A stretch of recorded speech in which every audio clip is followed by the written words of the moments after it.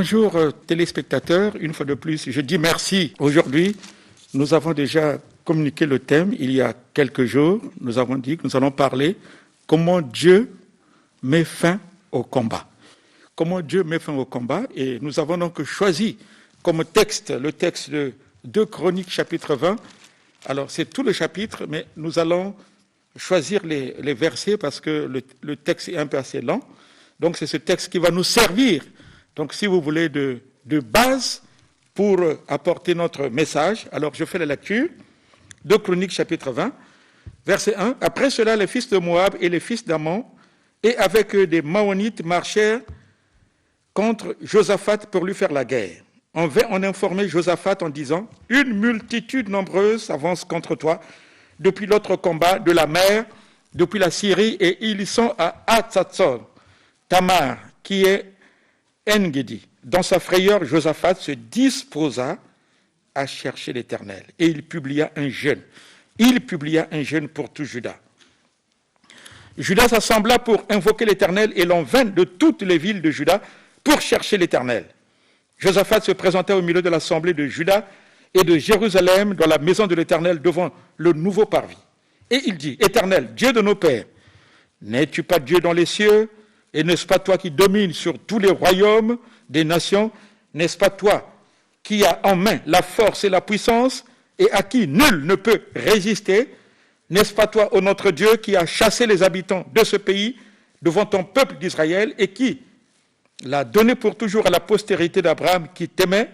Ils l'ont habité et t'y ont bâti un sanctuaire pour ton nom en disant, s'il nous survient quelque calamité, l'épée, le jugement, la peste ou la famine, nous nous présenterons devant cette maison et devant toi, car ton nom est dans cette maison, nous crierons à toi du sein de notre détresse, et tu exauceras et tu sauveras. Maintenant, voici les fils d'Ammon et de Moab et ceux de la montagne de Séhir, chez lesquels tu n'as pas permis à Israël d'entrer quand il venait du pays d'Égypte, car il s'est détourné d'eux et ne les a pas détruits. Les voici qui nous récompensent en venant nous chasser de ton héritage, dont tu nous as mis en possession. Ô notre Dieu, n'exerceras-tu pas tes jugements sur eux, car nous sommes sans force, devant cette multitude nombreuse qui s'avance contre nous, et nous ne savons que faire. Nous ne savons que faire. Mais nos yeux sont sur toi. Tout Juda se tenait debout devant l'Éternel avec leurs petits-enfants, leurs femmes et leurs fils. Alors, l'Esprit de l'Éternel saisit au milieu de l'assemblée Jachaziel, fils de Zacharie, fils de Benaja, fils de Jéhiel, fils de Matania, lévite d'entre les fils d'Azaph. Et Jachaziel dit, soyez attentifs, tout Juda et habitants de Jérusalem, et toi, roi Josaphat, ainsi vous parle l'Éternel. Ainsi vous parle l'Éternel. Ne craignez point et ne vous effrayez point devant cette multitude nombreuse, car ce ne sera pas vous qui combattrez, ce sera Dieu. Demain, descendez contre eux, ils vont monter par la colline de Tzit, et vous les trouverez à l'extrémité de la vallée, en face du désert de Jéruel. Vous n'aurez point à combattre en cette affaire. Présentez-vous, tenez-vous là, et vous verrez la délivrance que l'Éternel vous accordera. Juda et Jérusalem, ne craignez point, et ne vous effrayez point. Demain, sortez à leur rencontre, et l'Éternel sera avec vous. Josaphat s'inclina le visage contre terre, et tout Juda et les habitants de Jérusalem tombèrent devant l'Éternel pour se prosterner en sa présence. Les Lévites d'entre les fils de Kéhatite et d'entre les fils des Koréites se levèrent pour célébrer d'une voix forte et haute l'Éternel Dieu d'Israël. Le lendemain, ils se mirent en marche de grand matin pour le désert de Tekoa à leur départ. Josaphat se présenta et dit, écoutez-moi, Juda et habitants de Jérusalem, confiez-vous en l'Éternel, votre Dieu, et vous serez affermis. Confiez-vous en ses prophètes et vous réussirez. Puis d'accord avec le peuple, il nomma des chantres qui, revêtus d'ornements sacrés et marchant devant l'armée, célébraient l'Éternel et disaient, louez l'Éternel car sa miséricorde dure à toujours. Au moment où l'on commençait les chants et les louanges, l'Éternel plaça une embuscade contre les fils d'Ammon et de Moab et ceux de la montagne de Séhir qui étaient venus contre Juda. Et ils furent battus. Amen. Alors, mes bien-aimés, et tous ceux qui nous suivent, je veux parler de comment mettre fin au combat. Vous savez que les combats font partie de l'eau de tout le monde, qu'il s'agisse des païens, qu'il s'agisse des chrétiens. Nous sommes, nous tous, exposés au combat. Jésus lui-même, d'ailleurs, avait dit aux disciples, qui pourtant étaient avec lui, Jésus-Christ, c'est le Fils de Dieu, mais il a dit à ses disciples, vous aurez des tribulations, mais prenez courage, j'ai vaincu le monde. Donc les tribulations font partie du lot des croyants, du lot des hommes. Il n'y a pas que les païens, mais il y a aussi les chrétiens. Les chrétiens sont aussi exposés au combat. Et ce qui est important pour nous, ce n'est pas de savoir est-ce que nous sommes exposés au combat, mais ce qui est important pour nous, c'est de savoir comment faire pour sortir de ces combats. Et à travers ce texte, nous voulons donner, mes bien-aimés, comme une proposition de solution au combat que nous pouvons avoir dans la vie. Alors, il y avait donc un roi qu'on appelle Josaphat. Il était le roi de Juda.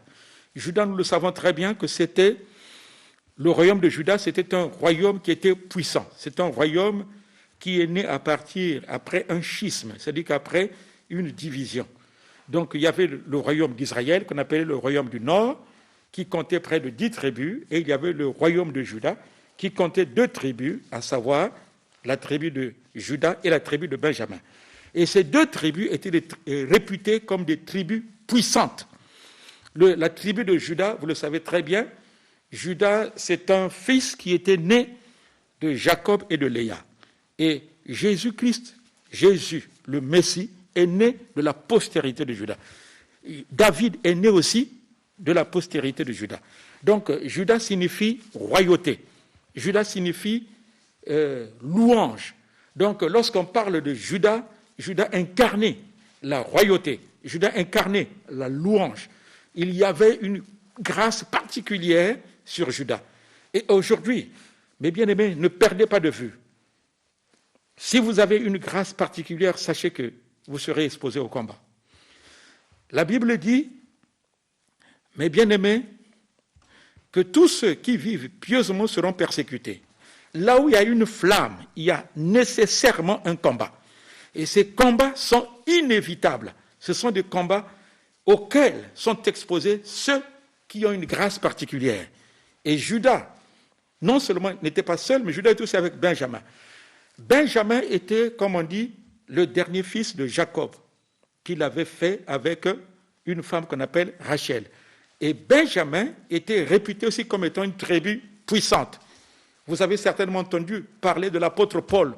L'apôtre Paul était originaire de la tribu de Benjamin. Donc ceux qui étaient les ressortissants de la tribu Benjamin étaient des hommes ou des femmes puissants. Ils étaient très puissants.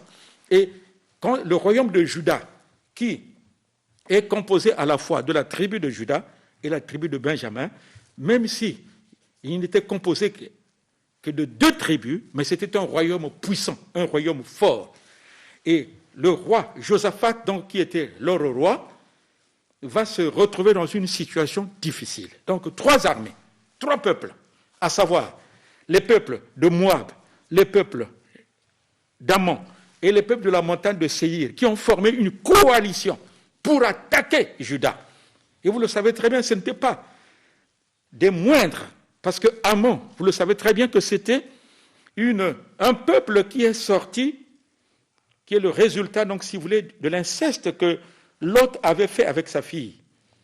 Et Moab aussi était le fruit de l'inceste entre Lot et sa fille. Et ce sont donc ces 2 tribus, ces 2 peuples se sont associés au peuple de la montagne de Séhir, et ils ont décidé finalement d'en découdre avec le royaume de Juda. Je veux dire à quelqu'un, quand vous avez une grâce particulière, sachez qu'il y a des gens qui, dans le secret, vont s'organiser pour vous détruire, pour en finir avec vous. Et c'est ce que le royaume de Juda également aussi va connaître.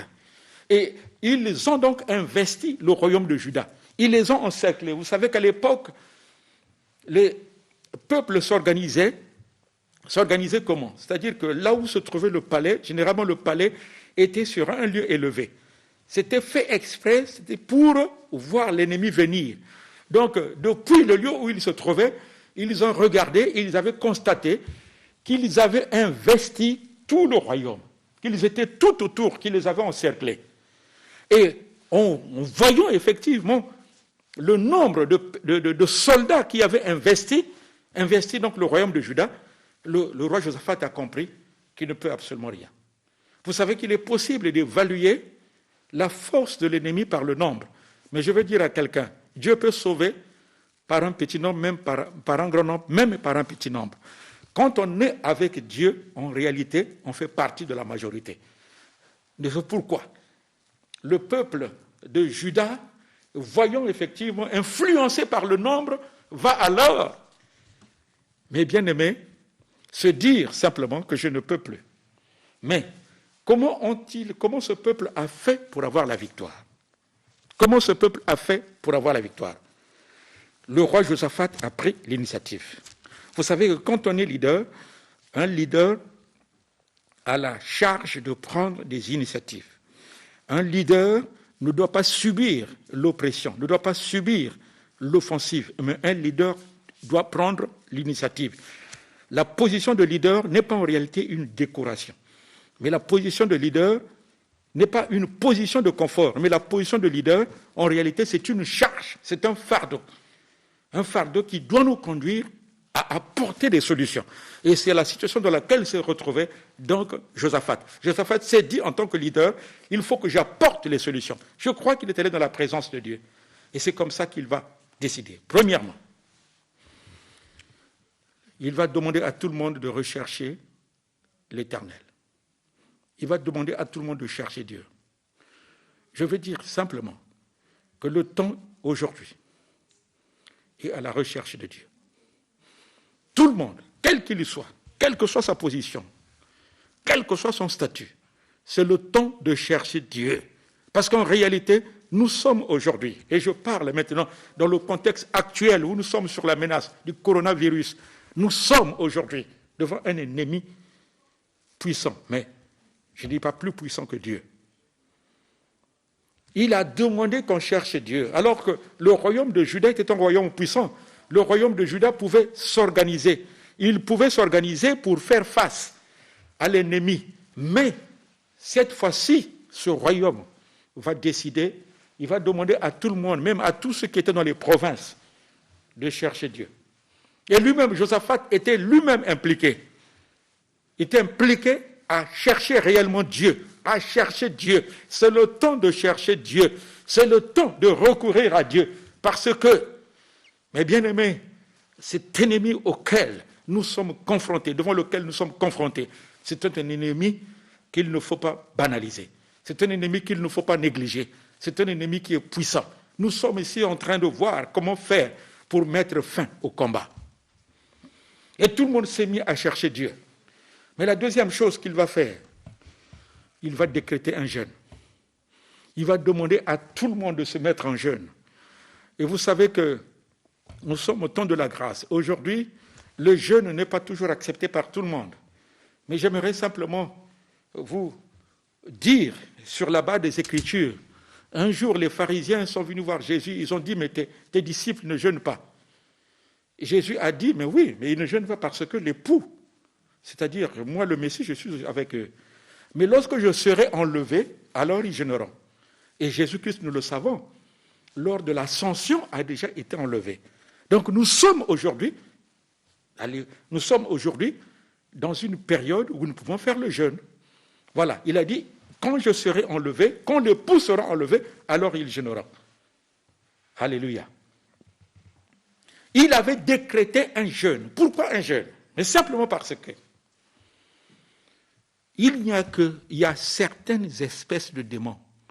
Il y a certaines espèces de démons, pour être vaincus, pour être chassés, il faut nécessairement jeûner. Un jour, les disciples se sont retrouvés devant un démoniaque, une personne qui était lunatique. Tous les disciples réunis se sont mis à prier pour chasser le démon. Ils n'ont pas pu. C'est alors que le papa de cet enfant est allé vers Jésus pour dire que j'ai demandé à tes disciples de guérir mon fils, mais ils n'ont pas pu. Et Jésus de dire, mais jusqu'à quand vous supporterai-je? Jésus-Christ a ordonné à ce démon de partir. Et après, il a dit pourquoi ce démon n'était pas parti. Il a dit, Matthieu 17, verset 21. Cette espèce de démon ne sort que par le jeûne et la prière. Cette espèce de démon ne sort que par le jeûne et la prière. Cette espèce de démon ne sort que par le jeûne et la prière. Parce qu'il avait compris que la dimension du combat était telle que pour avoir la victoire, il faut nécessairement, en dehors de la prière, il faudrait aussi mêler le jeûne. Le jeûne, c'est quoi? Le jeûne, c'est la privation volontaire et délibérée de nourriture pour prier intensément. Le jeûne, ce n'est pas la grève de la faim, mais le jeûne, c'est une privation volontaire. Beaucoup de gens disent même edo, mais en réalité, c'est la privation volontaire et délibérée de nourriture. On ne jeûne pas parce qu'on est forcé à jeûner, mais on jeûne parce qu'on veut soi-même jeûner.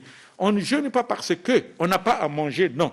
On jeûne parce qu'on a décidé de se priver de la nourriture pour ne pas satisfaire la chair. La chair, eh bien, vous savez que la chair a les désirs contraires à ceux de l'esprit. La chair veut toujours manger.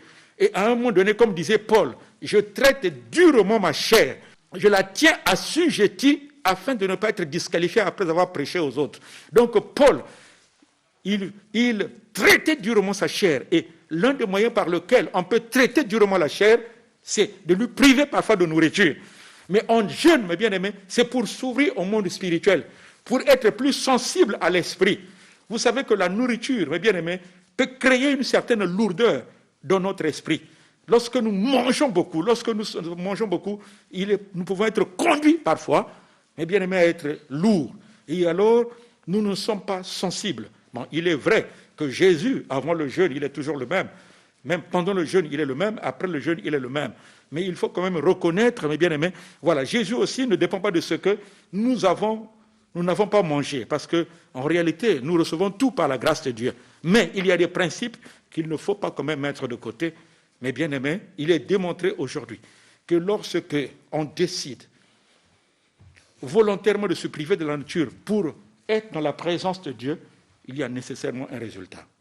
Il y a quelque chose de plus que nous recevons sur le plan spirituel qui nous donne la capacité d'affronter dans une dimension donnée, dans une dimension élevée, certaines puissances dans le monde des ténèbres.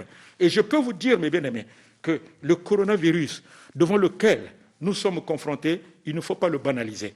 Aujourd'hui, il faut reconnaître que le monde entier est frappé. Le monde entier est frappé. Et ce n'est pas seulement le monde entier qui est frappé, mais particulièrement les nations qui sont dites puissantes. Ces nations sont frappées. Alors, quand ces nations sont frappées, ces nations aujourd'hui ne savent plus quoi faire. Alors, il faut reconnaître qu'aujourd'hui, nous sommes confrontés à un esprit, à un démon qui est derrière le coronavirus, qui est quand même assez puissant. Et à cette puissance du monde des ténèbres, il est important aussi, mes bien-aimés, de riposter, bien aimé, à une dimension non pas faible, mais à une dimension aussi élevée. Le combat étant violent, il est important aussi d'utiliser aussi les moyens aussi forts. Donc, c'est pourquoi, ça n'engage que moi. Vous savez que tout le monde aujourd'hui est en train de chercher une solution. Les scientifiques sont en train de chercher des vaccins, mais les hommes spirituels également sont en train de prier.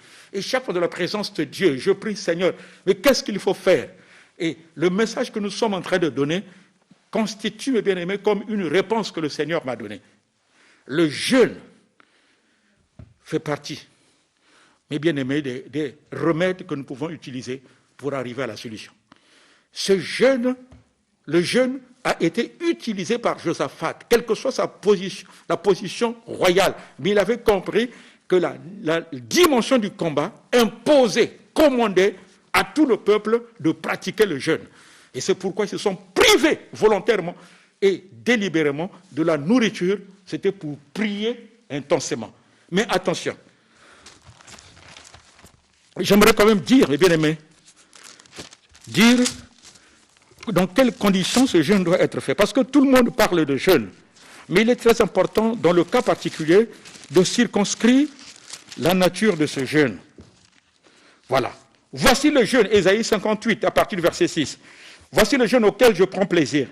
Détache les chaînes de la méchanceté. Si on était dans la méchanceté, il faut abandonner la méchanceté. Dénoue le lien de la servitude. Si tu accordais de mauvais traitements à tes travailleurs, si tu accordais de mauvais traitements à ton prochain, il faudrait, mais bien maintenant, modérer. Dénoue les liens de la servitude. Renvoie libre les opprimés. Renvoie libre les opprimés. S'il y a des gens que tu es en train d'opprimer, il faudrait, bien aimé, leur donner une certaine liberté. Et que l'on rompe toute espèce de joug. S'il y a des gens sur lesquels tu avais une certaine domination, il faudrait à un moment donné rompre ce joug de domination. Partage ton pain avec celui qui a faim et fais entrer dans ta maison les malheureux sans asile.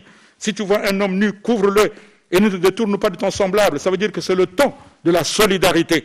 Le temps de la solidarité, partage ton pain. Celui qui a quelque chose, c'est le moment maintenant de partager à l'autre. Celui qui est nanti, c'est le moment de prendre, mais bien aimer, ce que l'on a et de donner aussi à l'autre. C'est ça les conditions dans lesquelles on doit faire le jeûne.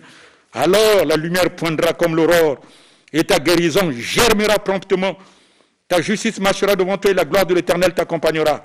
Alors tu appelleras l'Éternel, répondra, tu crieras et il dira, mais voici, si tu es loin du milieu de toi le joug, les gestes menaçants, et les discours injurieux. Alléluia. C'est le temps aujourd'hui, mes bien-aimés, le temps, mes bien-aimés, d'user de la modération.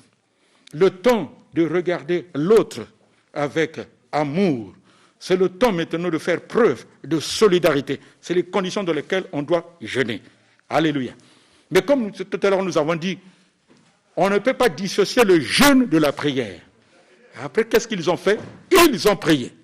Ils ont prié. Dans la prière, qu'est-ce qu'ils ont dit? Et ça, c'est très, très important. C'est très important de comprendre exactement ce qu'ils ont dit. Au verset 12, voici ce qui est écrit. « Ô notre Dieu, n'exerceras-tu pas tes jugements sur eux, car nous sommes sans force devant cette multitude nombreuse. » Nous sommes sans force devant cette multitude nombreuse. Voilà, mes bien-aimés, le contenu de notre prière que nous devons faire. C'est le temps de reconnaître notre impuissance. Nous sommes sans force. Le Dieu agit avec les faibles. Dieu agit avec les humbles. Dieu n'agit pas avec les orgueilleux. La Bible dit que l'orgueil précède la chute, mais l'humilité précède la gloire. C'est le temps maintenant, mes bien-aimés, de faire preuve d'humilité. C'est le temps aujourd'hui d'avouer notre impuissance. C'est aujourd'hui le temps de briser le sentiment de toute puissance que nous rencontrons, bien-aimés, au quotidien, même dans la circulation. Les gens ont souvent tendance à dire, tu sais qui je suis, tu sais, est-ce que tu me connais? Tu n'es rien. C'est le temps aujourd'hui de reconnaître que nous ne sommes rien, quelle que soit notre position, quelle que soit notre relation, quel que soit notre statut. C'est le temps de reconnaître que nous ne sommes rien. Et si nous sommes dans cette condition et que nous implorons l'Éternel, il va se passer quelque chose. Mais Dieu ne répondra pas aux orgueilleux. Dieu ne va pas répondre à ceux qui continuent encore à se considérer comme forts, comme puissants. Dieu ne répondra pas à ces gens-là. Tout le monde aujourd'hui doit reconnaître que nous sommes rien. Il a dit, ça c'est le roi qui parle, nous sommes sans force devant cette multitude nombreuse. Et je peux dire aujourd'hui que nous sommes sans force devant le coronavirus. Il faut reconnaître. Et vous savez que Dieu n'agit que lorsque nous reconnaissons notre faiblesse. Dieu n'agit pas avec les gens qui se considèrent forts. Tenez, lorsque Dieu appelle Moïse et qu'il décide de l'utiliser pour aller délivrer les enfants d'Israël, qu'est-ce que Moïse lui dit? Moïse lui dit que j'ai la langue embarrassée, je ne sais pas parler. Mais justement parce que tu ne sais pas parler, que je vais maintenant t'utiliser. Dieu travaille avec les gens qui sont faibles. Quand il a décidé d'utiliser Gédéon, Gédéon avait dit quoi? Il a dit que je suis issu de la famille la plus pauvre en Manassé. Donc Manassé signifie oublier. Donc la tribu oubliée, on ne fait même pas attention à vous. Mais Dieu dit que c'est toi que je vais utiliser. Il lui dit que va avec la force que tu as. Quand Dieu a décidé d'utiliser Jérémie, Jérémie a dit que je ne suis encore un enfant. Mais Dieu lui a dit, quand tu étais encore dans le sein de ta mère, je te connaissais déjà. Je t'avais établi prophète. Mais bien aimé, c'est le temps de reconnaître notre impuissance. C'est le temps d'avouer nos limites. Le temps de reconnaître que nous ne sommes rien. Quel que soit ce que nous sommes fortunés. Nous sommes le fils d'eux. Nous sommes habitants de tel quartier. Nous habitons au centre-ville. Nous sommes nés dans telle famille. C'est le temps de reconnaître que nous ne sommes rien. Nous tous, mes bien-aimés, allons dans la présence de Dieu avec le sentiment d'impuissance pour dire à notre Dieu, nous sommes sans force, mais nos yeux sont sur toi. Nos yeux sont sur toi. Cela signifie simplement que, quatrièmement, c'est avoir la foi, avoir confiance en Dieu. C'est avoir confiance en Dieu. Pour mettre fin au combat, il faut avoir confiance en Dieu. Et quand il a fini, effectivement, de faire sa prière, alors l'Éternel, maintenant, va répondre. Verset 17, il dit ceci. Vous n'aurez point à combattre en cette affaire. Présentez-vous, tenez-vous là, et vous verrez la délivrance que l'Éternel vous accordera. Juda et Jérusalem, ne craignez point, ne vous effrayez point. Demain, sortez à la rencontre, et l'Éternel sera avec vous. Alléluia. Et l'Éternel sera avec vous. Et nous le savons très bien. Le lendemain, Josaphat va donc organiser ses troupes. Mais curieusement, il va mettre les chantres devant. Généralement, quand on va pour combattre, on met des soldats devant. Mais on a mis les chantres devant. Les chantres ont commencé à louer l'Éternel. Et pendant qu'ils louaient l'Éternel, l'Éternel a mis en déroute tous les ennemis. Ils ont commencé à s'entretuer. La Bible dit que les fils d'Ammon se sont levés contre les fils de Moab. Ils ont commencé à s'entretuer. Et ils se sont commencé à s'entretuer. Et puis après, eux, ils sont allés. Ils ont vu simplement les cadavres. Et ils ont pris beaucoup de temps pour prendre donc, le butin qu'ils avaient laissé. Je veux dire simplement à quelqu'un, ce combat du coronavirus n'est pas notre combat. C'est le combat de l'Éternel. Mais nous avons une part à faire. Notre part à faire, c'est de dire simplement, Seigneur, nous sommes sans force, mais nos yeux sont fixés sur toi. Notre part à faire aussi, c'est jeûner. C'est aller dans la présence de Dieu pour prier intensement. Notre part à faire aussi, c'est s'appliquer à chercher Dieu. Notre part à faire aussi, c'est avoir confiance en Dieu.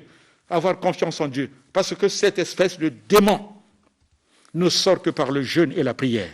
Je veux dire ici aujourd'hui que nous avons la victoire. Nous avons la victoire. Chacun de nous peut s'organiser. Il peut s'organiser. Mais bien aimé, la jeûne n'est pas nécessairement, on n'a pas besoin que le jeûne devienne collectif. Parce que nous sommes actuellement en plein confinement.